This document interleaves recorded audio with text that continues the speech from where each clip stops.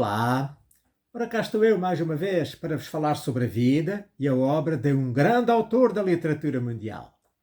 O meu nome é Sebastião Barata e hoje vou falar-vos de Thomas More, que foi um filósofo, escritor, advogado, diplomata e estadista inglês, nascido em Londres, na Inglaterra, em 1478, onde faleceu em 1535. É geralmente considerado um dos grandes humanistas do Renascimento. A sua principal obra literária é Utopia. Thomas More, ou Thomas Morus em latim, nasceu em Londres a 7 de fevereiro de 1478. Era filho do juiz Sir John More, cavaleiro de Eduardo IV, e de Heinz Graubner. Foi aluno da escola de St. Anthony, na sua cidade natal, e aos 13 anos foi enviado para Canterbury, onde foi pajem do arcebispo Morton, que lhe reconheceu o valor e predisse que chegaria longe. O seu pai queria que ele seguisse a carreira eclesiástica e mandou-o para um mosteiro onde passou 4 anos e estudou línguas, matemática, astronomia e teologia, mas concluiu que não tinha vocação para o sacerdócio. No entanto, permaneceu profundamente religioso durante toda a sua vida. Decidido então a seguir os passos do pai, Thomas More ingressou na Universidade de Oxford, onde se formou em Direito em 1501. Fez carreira como advogado, respeitado, honrado e competente, e exerceu durante algum tempo a cátedra universitária. Em 1504 tornou-se membro da Câmara dos Comuns, tendo ganho fama de parlamentar combativo. Os debates parlamentares valeram-lhe títulos honoríficos nas universidades de Oxford e Cambridge. Em 1505 casou-se com Jane Colt, com quem teve 4 filhos, Margaret, Elizabeth, Cecily e John. Viúva em 1511, casou-se em segundas núpcias com Lady Alice Middleton, já viúva com uma filha, com quem teve mais um filho. More era homem de muito bom humor, caseiro e dedicado à família, muito próximo e amigo dos filhos. Dele se disse que era amigo dos seus amigos, entre os quais se encontravam os mais destacados humanistas do seu tempo, como Erasmo de Roterdão e o catalão Luís Vives. Quanto a Erasmo, tornou-se seu amigo a quando da sua primeira visita à Inglaterra, em 1499. Trabalharam em conjunto na tradução das obras de Luciano. Por ocasião da sua terceira visita ao país, Erasmo publicou o Encomium Moriae, que é em português o Elogio da Loucura, de 1509, que dedicou a Thomas More. More deu aos filhos uma educação excepcional e avançada para a época, não discriminando a educação dos filhos e das filhas. A todos, indistintamente, fez estudar latim, grego, lógica, astronomia, medicina, matemática e teologia. Sobre esta família escreveu Erasmo: verdadeiramente é uma felicidade conviver com eles. Em 1517, conhecido pelo talento como jurista, Thomas More entrou para a corte do rei Henrique VIII, onde fez uma carreira brilhante. Foi secretário, tradutor, diplomata, conselheiro e confidente do rei. Em 1518 foi nomeado membro do Privy Council e em 1521 foi nomeado vice-tesoureiro e feito cavaleiro como prémio pela habilidade no desempenho das árduas negociações diplomáticas de que foi encarregue pelo rei. Em 1523, Thomas More foi eleito Speaker, portanto presidente, da Câmara dos Comuns e serviu como importante ligação com o Lord Chanceler Thomas Wolsey. Apesar dos seus deveres públicos, Thomas More foi um escritor influente. Uma das suas primeiras obras foi uma tradução para inglês da biografia em latim do humanista Pico della Mirandola, impressa em 1510. Em 1516 publicou em latim a que se tornaria a sua obra mais importante, Utopia, a descrição de uma sociedade pacífica e imaginária, regida pela lei e pela religião, considerada uma sátira da realidade da Europa no século XVI, repleta de conflitos políticos e religiosos. Em 1518, escreveu A História de Ricardo III, em texto bilingue, latim e inglês, considerada a primeira obra-prima da historiografia inglesa, e na qual Shakespeare mais tarde se basearia para escrever a peça com igual nome. Em 1527, desencadeou-se um conflito que custaria a vida de Thomas More. Henrique VIII, casado com Catarina de Aragão, que só lhe dera uma filha, e receoso de morrer sem deixar descendente masculino, quis divorciar-se para casar com Ana Bolena, a dama de companhia da rainha.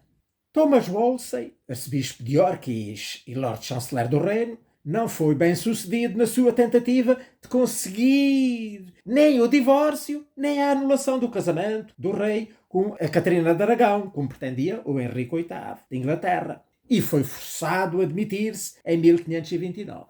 More foi então nomeado chanceler em sua substituição, sendo o primeiro leigo a ocupar tão importante cargo. Sendo profundo conhecedor do direito canónico, More sabia que o Papa Clemente VII nunca iria aceitar o divórcio, devido à doutrina sobre a indissolubilidade do matrimónio.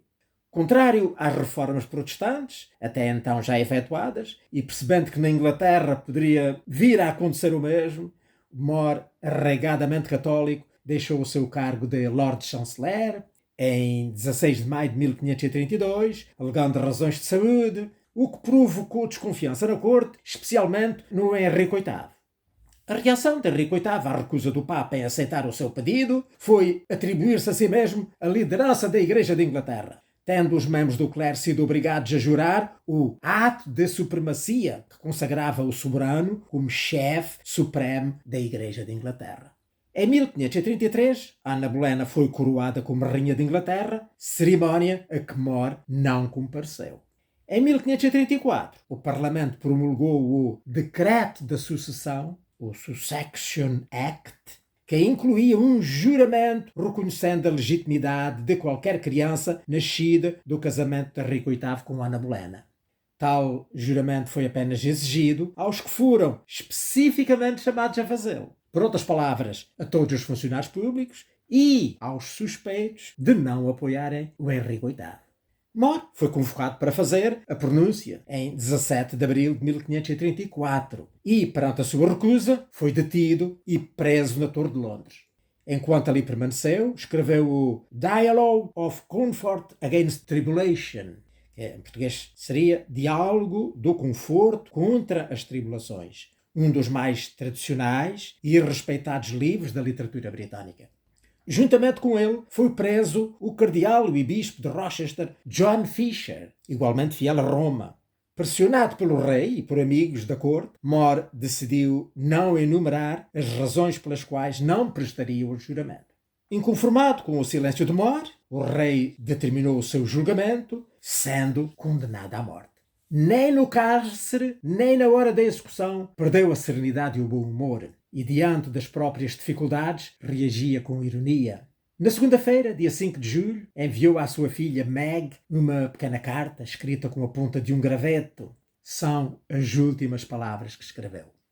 Ambos foram decapitados na Torre de Londres, a Tower Hill, o John Fisher na manhã do dia 25 de junho e o Thomas More na manhã de 6 de julho de 1535, antes das 9 horas, como mandava a execução. No momento da execução, o More suplicou aos presentes: sede minhas testemunhas de que eu morro na fé e pela fé da Igreja de Roma, e morro fiel servidor de Deus e do Rei, mas primeiro a Deus. Rogai a Deus, a fim de que ilumine o Rei e o aconselhe. A sua cabeça foi exposta na Ponte de Londres durante um mês e posteriormente recolhida pela sua filha, a Margaret Roper. A execução de Thomas More foi considerada uma das mais graves e injustas sentenças aplicadas pelo Estado contra um homem de honra, consequência de uma atitude despótica e de vingança pessoal do rei. More está sepultado na Capela Real de São Pedro ad Víncula. Devido à sua retidão e exemplo de vida cristã, foi reconhecido como mártir pela Igreja Católica, tendo sido beatificado em 29 de dezembro de 1886 por decreto do Papa Leão XIII e canonizado, juntamente com John Fisher, em 19 de maio de 1935 pelo Papa Pio XI. A memória conjunta de São João Fisher e São Tomás More é celebrada a 22 de junho. Foi a data, portanto, da execução daquele do primeiro. Em 1557, o seu genro, o William Roper, escreveu a primeira biografia de Thomas More. Desde a sua beatificação e posterior canonização, publicaram-se muitas outras.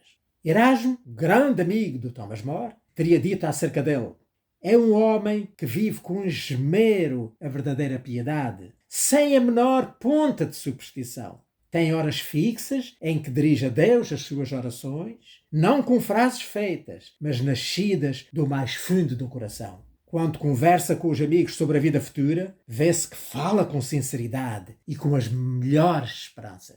E assim é More também na corte. Isto para os que pensam que só há cristãos nos mosteiros.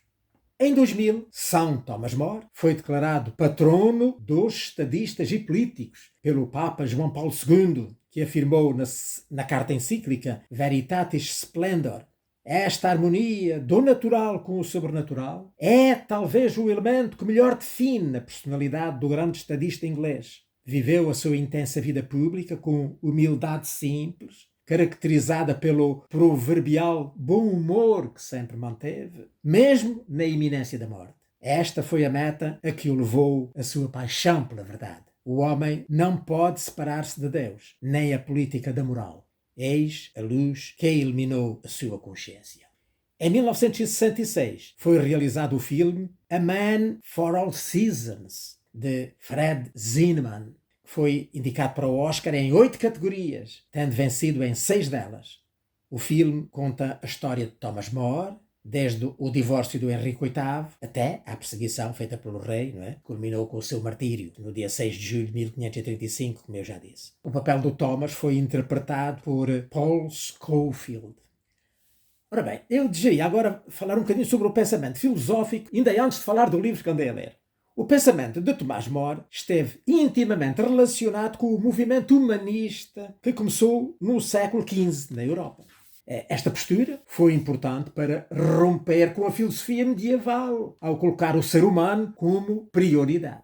De notar que More foi um grande admirador do filósofo grego Platão e teve em conta as suas ideias sobre a verdade, a sabedoria, bem como a dialética. Inspirou-se na República de Platão para imaginar a sociedade ideal na sua obra Utopia. A sua filosofia está ligada com a teologia, visto que More era um católico fervoroso e foi influenciado pelos dogmas da religião cristã e católica.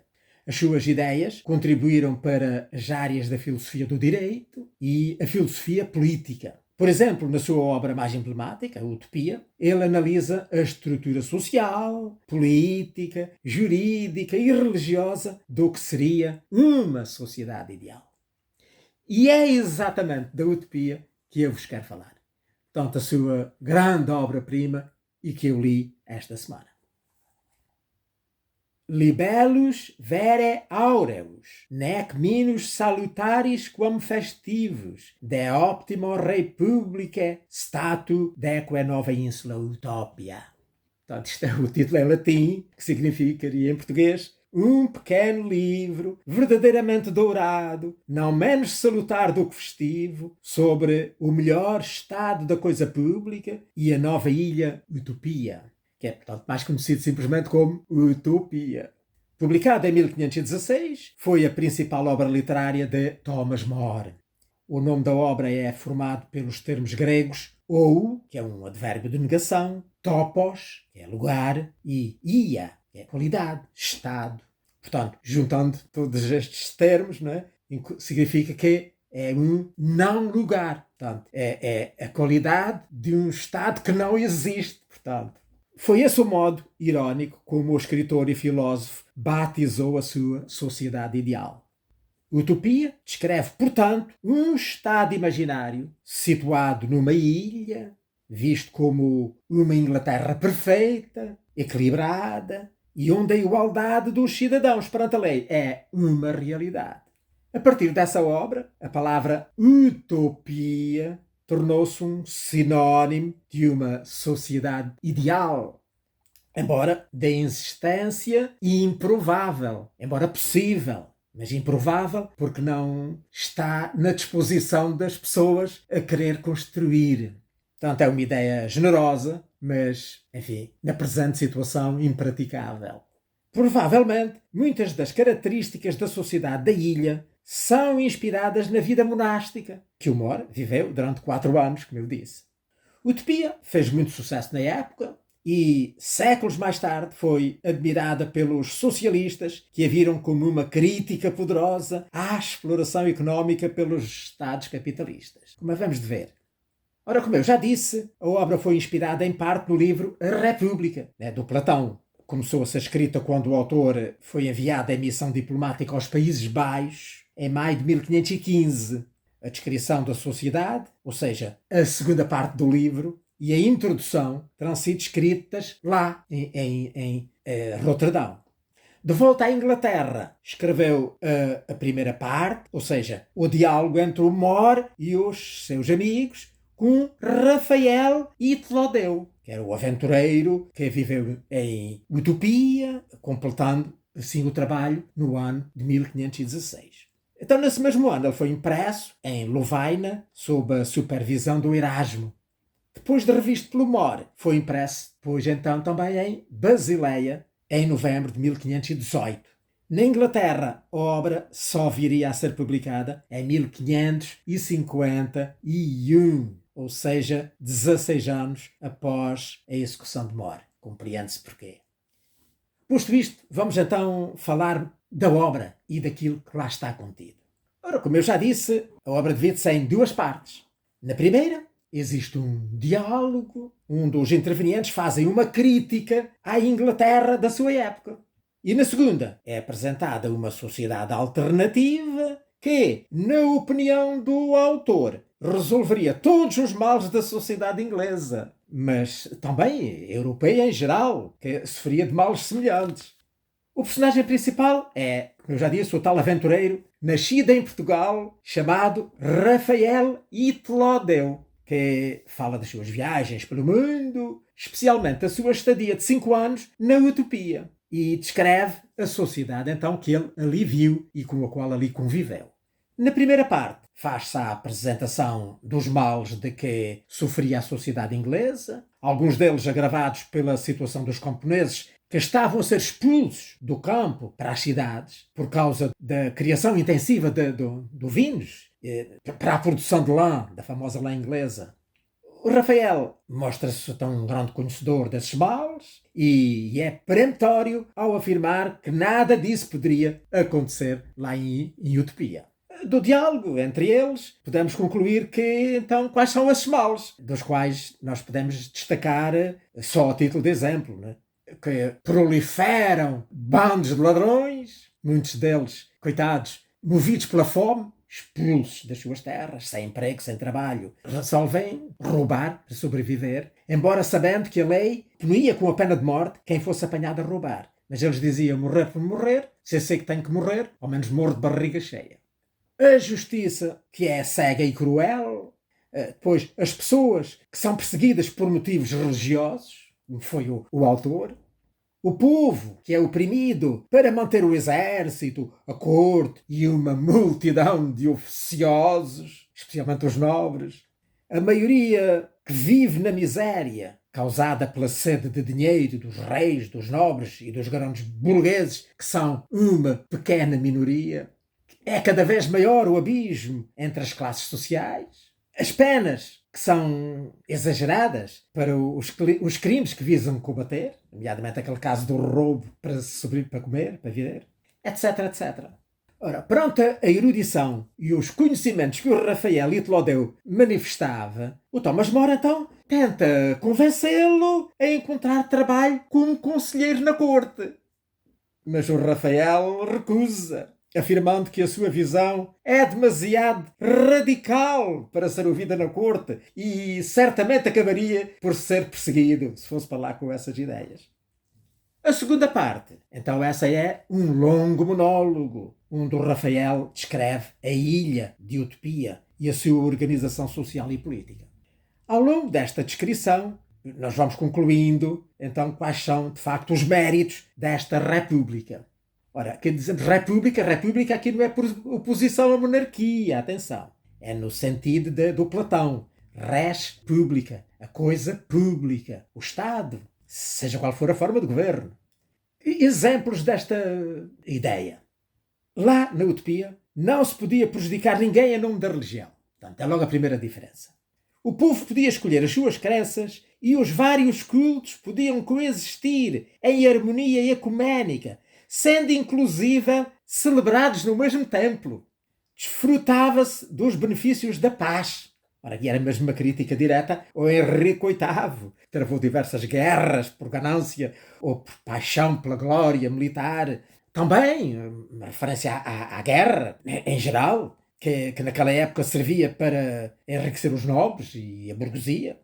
Depois, a justiça lá era fácil e era realmente uma justiça justa. Depois as leis eram poucas e claras, não havia advogados, nem faziam falta, e cada cidadão se podia facilmente defender a si próprio nas suas eventuais pequenas demandas como outras pessoas. A propriedade individual e o dinheiro lá não existiam, pois eram considerados incompatíveis com a felicidade. Isto, enfim, para falarmos só de algumas das maravilhas desta sociedade utópica. Pela leitura, nós ficamos a saber que a utopia é localizada no Novo Mundo, mas não sabemos onde. Ficamos também a saber que o Rafael era um dos 24 homens que o Vespúcio teria deixado para trás na sua viagem lá pela América do Sul.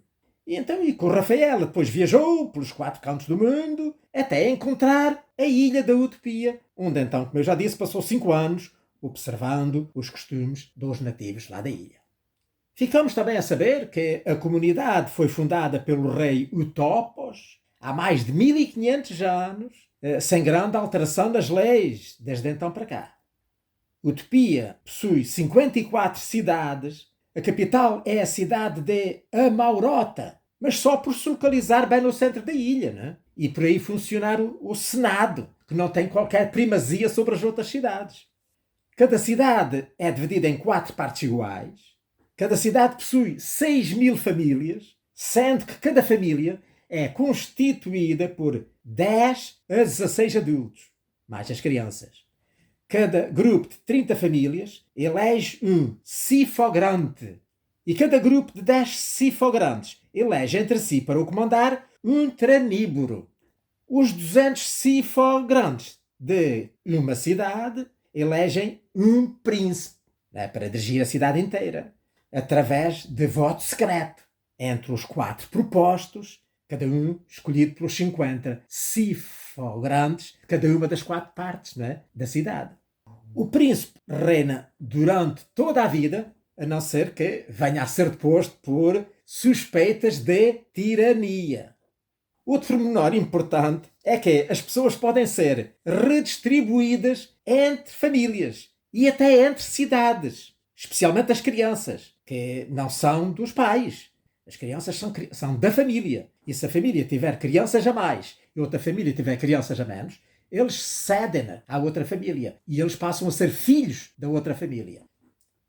Assim, são mantidos sempre, mais ou menos, os números de pessoas de cada família, dentro dos parâmetros que estão fixados. Além disso, se a ilha começar a sofrer de superpopulação, são estabelecidas colónias no continente. Inversamente, se o número de habitantes da ilha diminuir muito, podem ser chamados depois colonos outra vez de volta para a ilha. Não existe propriedade privada em Utopia. Os bens são guardados em armazéns, onde a população se abastece do que necessita. Não existem fechaduras nas portas das casas, porque ninguém precisa de roubar nada. As famílias trocam de casa a cada 10 anos. A agricultura, essa é a profissão mais importante, e todas as pessoas são obrigadas a viver e a trabalhar no campo por períodos de 2 anos. Paralelamente, todo o cidadão precisa de aprender, pois, outra das 4 principais profissões, que é a tecelagem, a carpintaria, a ferraria e a construção. O desemprego lá não existe. A duração da jornada de trabalho é a mínima possível, por norma 6 horas por dia. Os sábios, que são escolhidos na infância entre aqueles que se destacam nos estudos, ocupam a função de dirigentes ou de pastores. Mas os demais cidadãos também são estimulados a estudar aproveitando o seu tempo livre. Portanto, como não há dinheiro, o ouro é um metal comum, é utilizado para fazer as correntes que prendem os prisioneiros, os escravos, e também para fazer penicos, o que faz com que os cidadãos tenham uma saudável repulsa por esse metal. Com as pedras preciosas fazem-se brinquedos que depois as crianças abandonam quando crescem. No entanto, é amealhado ouro, pedras preciosas e outras riquezas nos cofres do Estado. Atenção! Mas para com eles se comprar mercadorias de outros países ou para subornar outros países para que eles se guerreiem entre si, se lhes for conveniente. Em matéria de bem-estar social, os hospitais são gratuitos. A eutanásia é permitida quando a doença for irreversível. Os pastores podem casar-se. É permitido o divórcio por incompatibilidade de feitios entre os membros do casal, não é? O sexo antes do casamento é punido com celibato forçado para a vida inteira. E o adultério é punido com escravidão. As refeições são consumidas em refeitórios comunitários e a tarefa de alimentar a população é conferida a uma família de cada vez. Todos consomem basicamente a mesma comida, mas os idosos e os administradores têm direito a uma comida um pouco melhor. Existem várias religiões na ilha. O culto da lua, o culto do sol, o culto do planeta, o culto dos mortos e também o monoteísmo. Mas todas são toleradas entre si. Só o ateísmo é desprezado, embora permitido, por ser visto como uma ameaça para o Estado, pois, como os ateus não acreditam em punição ou recompensa após a morte, né, têm tendência para desrespeitar as leis, enfim, e serem egoístas. Mas estes são encorajados a falar com os pastores até que os consigam convencer a abandonar o seu erro. As esposas estão sujeitas aos seus maridos e os maridos estão sujeitos às suas esposas, embora sejam os homens a conduzir a família. Mas o papel da mulher em utopia é considerado bastante mais liberal do que era o papel da mulher na sociedade europeia lá da época. As mulheres confessam os seus pecados aos maridos no último dia do mês e quem tenha feito mal a outrem tem de lhe pedir perdão também nesse dia para se apresentar perante o Deus em que acredita, pois esse é o dia em que todos vão rezar ao templo para agradecer à divindade tudo o que lhes concedeu de bom nesse mês. Tanto os homens como as mulheres têm instrução militar, pois, embora os utopianos não gostem de entrar em guerra, têm de estar sempre preparados para se defender dos outros povos. Se países amigos forem enganados, enviam-lhes ajuda militar, mas tentam capturar em vez de matar os seus inimigos, pois se sentem mal com a sua vitória se esta for obtida à custa de sangue. A jeito de conclusão, vemos então aqui muitas regras que nos lembram as sociedades comunistas do nosso tempo, pelo que a obra inspirou teóricos socialistas do século XIX, como o Pierre-Joseph Proudhon, o Charles Fourier, o Robert Owen e o Saint-Simon, que ficaram conhecidos como socialistas utópicos. Também é evidente que estas regras são inspiradas na Bíblia e nos preceitos da Igreja Católica. O que não prejudica, no entanto, aquela sua inspiração na República do Platão, como eu disse, pois os grandes teóricos do cristianismo inicial também beberam muito do Platão e de outros grandes filósofos da Antiguidade Clássica, como, por exemplo, o São Paulo e o Santo Agostinho, para só citar esses grandes fundadores da Igreja Cristã. E, olha, por aqui me fico.